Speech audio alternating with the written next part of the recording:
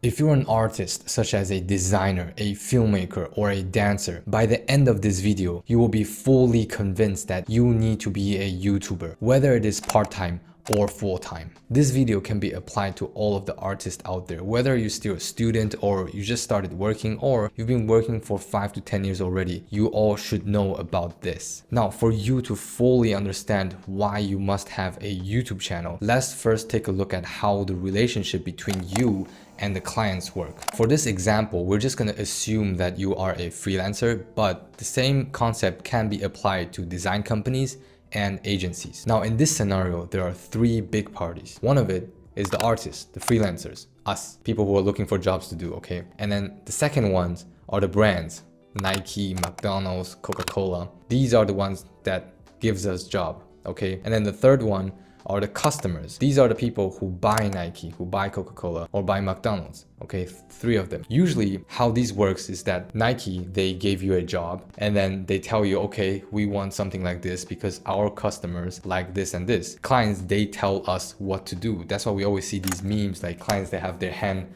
on your mouse and then they're telling you how to do the design because they think they know what their customers like. So if you watch the YouTube channel The Future, you would know that a lot of artists actually, they understand the business side of design. They don't go full art. They have some, psychology behind all of their artwork. They deal with the clients that way. But for the majority of us, we don't know that. And that's why we still have to follow what the brands tell us to do and watch them destroy our artwork because we don't know business and they don't know art. The end product of what we did is just like a mash of both sides and it doesn't make any sense, right? But we still have to follow that because we need that paycheck. We still need to get paid, pay our rents and bills and all of that. Now here's when it gets interesting. I'm gonna give you another perspective. Okay, earlier I mentioned that there's you, the freelancer, the artist, the big brands, Sony, McDonald's, Coca-Cola, and then the customers, right? So the big brands, they're in between us and the customers, okay? They're the one who talk to both sides of the parties. But what if that changed? What if you go in between them? What if you are the one who talk directly to the customers? What if the customers are loyal to us, the artist? Then the table turns, right? Well. How the turntables... So if that happens, if you're in between both parties, then the big brands has to come and ask you to talk to these customers. You're kind of like in the position of where the clients were before, if that makes sense. But how can this happen? Well, you already guessed it, is to make a YouTube channel. But it doesn't necessarily have to be a YouTube channel. You can just make contents on the internet. So it could be Instagram, TikTok, or Clubhouse. So let's say my channel is focused on photography. So if I have a bunch of audience, let's say I have 1 million subscribers, okay? What do you think they have in common? Hopefully they all love photography, right? And so that's something that I have and the brands don't because they love watching my content and they're not loyal to the brands, they're loyal to me, right? So the only way for the brands to gain trust from these 1 million subscribers is through me. So let's say Sony wants to sell a very good camera to all of these 1 million people, then they're gonna have to give it to me and then I'll make some video about it and then I'll talk to these audience.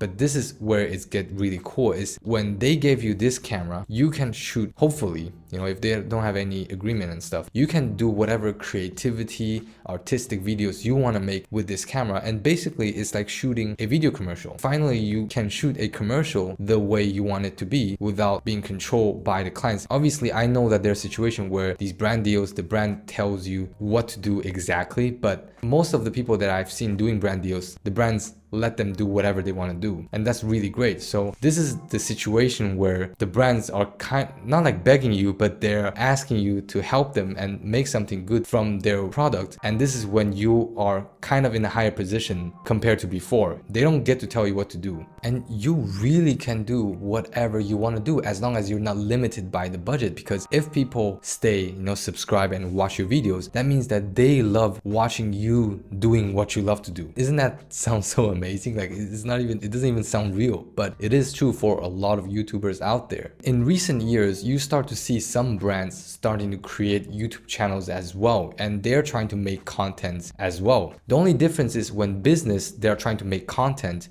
they're still trying to sell you something. But as a YouTuber, you can just talk about your daily life. You don't even need to sell anything because people are here to watch you talk about your life, your passion. But for business, they still need to make content that somehow will lead the audience to buy their product. I guess that's how most big brands YouTube channel works.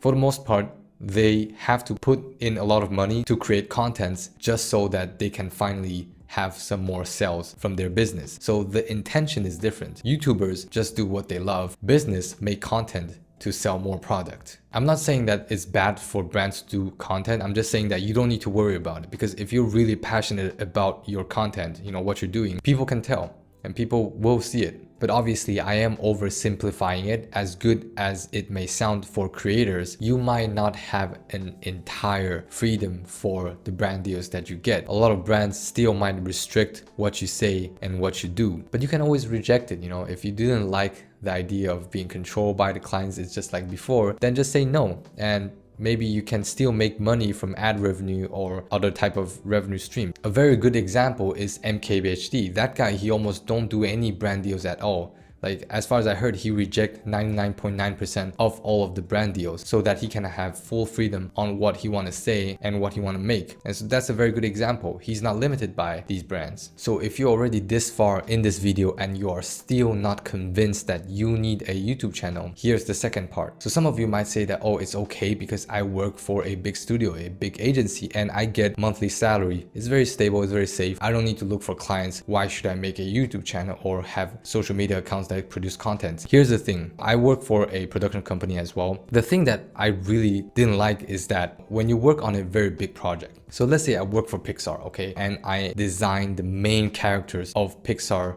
movies. I design the characters, I draw them, and so all of the characters, the main characters, are designed by me. But let's say we made a movie, okay, and then I left the company.